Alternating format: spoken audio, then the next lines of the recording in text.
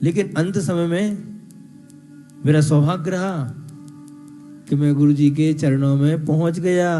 देखना इतना पुण्य था।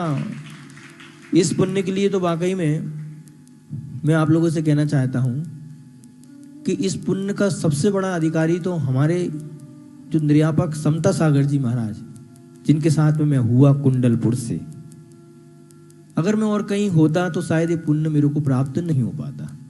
लेकिन वो पूज्यवर समता सागर जी महाराज जी के पास रहने से मुझको दो बहुत बड़े अवसर प्राप्त हुए जो जिंदगी में शायद मैं कभी भूल नहीं सकता। वो साधु के जीवन का सबसे दुर्लभ क्षण रहा। एक तो सबसे पहले क्या रहा कि जब कुंडलपुर से हम लोग बिहार हुआ तो हम लोग जब पूज्य गुरुदेव अस्वस्थ रहे, हमको ये अवगत हुआ कि पूज्य गुरुदेव अस्वस्थ हैं, तो हमने सोचा कि एक काम करते हैं, गुरुदेव के दर्शन करने के लिए जाते हैं। चूंकि 7 किलोमीटर दूर था और हमारे साथ में पूज्य वीर सागर जी, विशाल सागर जी, धवल सागर जी, प्रणम्य सागर जी, चंद्र सागर जी, आरिका पूर्णमती जी और हम लोगों का संघ, पूरा संघ बांदकपुर में विराजमान था। अब हम लोगों ने कैसे हिम्मत करें, 7 किलोमीटर है, गुरुदेव इतने अस्वस्थ हैं और गुरु जी अगर डोली में जा रहे हैं तो समझ जाओ कितने अस्वस्थ हैं। तो हम लोगों ने विचार किया कि नहीं, सबने कहा आहार के बाद में अपन अनुकूलता बना के सब लोग पहुंच जाएंगे गुरुदेव के पास, जो होगा सो देखेंगे। और जैसे ही हम लोगों ने, हमारा अंतराय हो गया तो हम तो जल्दी से सरक गए। हमने रास्ते में 5 किलोमीटर जाके 6 किलोमीटर जाके सामायिक के पीछे सारे महाराज आए, रास्ते में सामायिक की वो सब एक साथ पहुंच गए। जब हम वहां पहुंचते हैं तो हमारे समता सागर जी महाराज जी कहते, पूज्य गुरुदेव से, आचार्य भगवान, हम जानते हैं कि हमसे अपराध हुआ है कि गुरु आज्ञा, बिना गुरु आज्ञा के हम आपके चरणों में आए, लेकिन हम सहन नहीं कर पाए कि हमारे गुरुदेव इतने नजदीक थे, 3-4 किलोमीटर। थोड़ा झूठ बोलना पड़ी, हम कैसे सहन कर पाते, इसलिए हम आपके दर्शनार्थ के लिए आ गए, क्षमा करना। गुरुदेव ने कुछ नहीं कहा, मुस्कुराते रहे, एक शब्द नहीं बोला। सब महाराज जी अपनी अपनी बात करते रहे। बीच बीच में ये बात आती रही। हम आए, विनय भैया जी आए तो हमने कहा आचार्य श्री से, गुरुदेव आप जब अपनी उम्र में थे तो अपने गुरु को कदों पर लेके और आपने बिहार कराया। आज तो इतने संग में इतने जवान जवान साधु हैं, तो क्या हम आपके लिए कंधे पे नहीं ले सकते, हम आपको डोली में नहीं ले जाने देंगे। तो विनय भैया जी कहते, नहीं नहीं, अच्छा नहीं लगता। तो पहले का समय अलग है और अभी का समय अलग है। पहले ज़्यादा लोग नहीं थे, वो बाहर कम से कम 5 से 10 हजार आदमी खड़ा है धूप में गुरुदेव की एक झलक पाने के लिए। देखना कितनी, पूरा ट्रैफिक बंद, टोल टैक्स पे थे, मेन जगह पर। गुरुदेव निकलेंगे और गुरुदेव की मात्र एक झलक देखेंगे। और देखना गुरुदेव के लिए लोग कितने मरने मिटने के लिए तैयार। बंधु, मैं आपको बताता हूँ कि इतनी पब्लिक होने के बावजूद भी आचार्य श्री की किसी ने डोली में बैठती हुई फोटो नहीं खींची। ये आचार्य श्री के प्रति व्यक्ति का सबसे बड़ा समर्पण था। गुरुदेव सुनते रहे, तो हमने कहा ठीक है, एक काम करेंगे, तो फिर डोली हम उठाएंगे। तो विनय भैया जी कहते हैं कि डोली महासागर और निष्कम सागर दोनों उठाएंगे, ऐसे बोलते हैं, डोली हम उठाएंगे।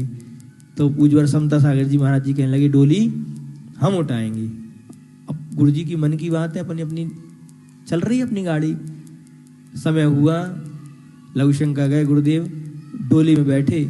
तो सबसे पहले हमने कहा बड़ों कर देते हैं अपन आगे, क्या है यार ये।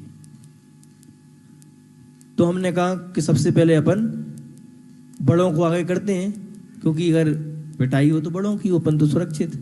तो पूज्यवर समता सागर जी महाराज और पूज्यवर वीर सागर जी महाराज जी सबसे आगे लगे। हम दोनों महाराज बाजू में, विशाल सागर जी महाराज साइड में, धवल सागर जी साइड, और पीछे छुल्लक जी आदि सारे के सारे। और हम लोग डोली लेके गुरुदेव की बड़े आगे। तो आचार्य जी हमारी पैर की तरफ दृष्टि कर कर कहते हैं, उनको मालूम था हमारे पैर में फ्रैक्चर है और तकलीफ थी। तो आचार्य जी कहते हैं तुम्हारे पैर में तकलीफ है, मैं गुरुदेव ये अवसर नहीं जाने दूंगा, पैर ठीक हो जाएगा आपकी डोली की स्पर्श करने से, आप तो आशीर्वाद दें। महासागर जी कहते आचार्य जी आज पूरा अंतराय है पहले ग्रास में।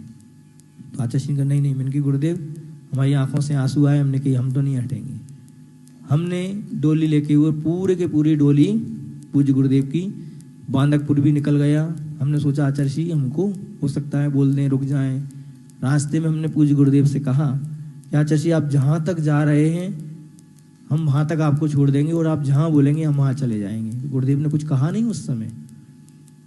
और धीरे धीरे हम लोग उस स्थान पर पहुंच गए, बांदकपुर क्रॉस हो गया, 5 किलोमीटर और आगे। शाम हो गई, आचार्य ने किसी से कोई बात नहीं की, रात रुक गए। पूज्य योग सागर जी महाराज जी हमसे कहते हैं क्यों जाना नहीं है क्या? हमने कहा महाराज रात को कहाँ जाएंगे? तो कहते तुम्हारी जाने की इच्छा नहीं है क्या? मैंने कहा गुरुदेव को छोड़ के जाने की किसकी इच्छा होती महाराज जी? तो मैंने कि जैसे हमारे बड़े महाराज जाएंगे तो हम जाएंगे।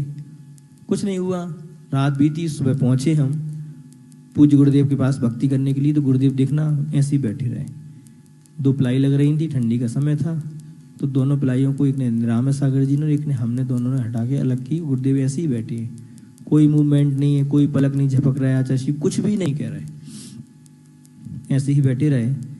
आचार्य ने सब संघ के साधु ने नमोस्तु बोला, कोई आशीर्वाद नहीं। महाराज जी ने कहा भक्ति का समय हो गया, तब भी कोई बात नहीं। महाराज लोगों ने भक्ति शुरू कर दी, आचार्य ने कोई आशीर्वाद नहीं दिया, कुछ भी बातचीत नहीं हुई। योग सागर जी महाराज जी से पूछा महाराज जी क्या हुआ?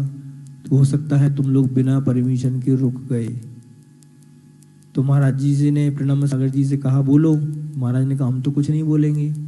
तो पूज्य समता सागर जी महाराज जी गुरुदेव के पास गए, वो जाकर कहते आचार्य हम सभी लोग बांदकपुर की ओर बिहार करना चाहते हैं। तो आचार्य कहते आशीर्वाद है। मतलब कहने का तात्पर्य क्या है? तुम बिना आज्ञा क्यों रुके? देखो गुरुदेव की स्थिति, वो अपने शिष्यों को कभी भी उपयोग नहीं करना चाहते। तुम मेरे शिष्य हो, तुम मेरे लिए सब कुछ करने के लिए तैयार हो, लेकिन वो कहेंगे नहीं मैंने शिष्य इसलिए नहीं बनाया तुम्हारे लिए कि तुम मेरे लिए काम करो, नहीं जाओ।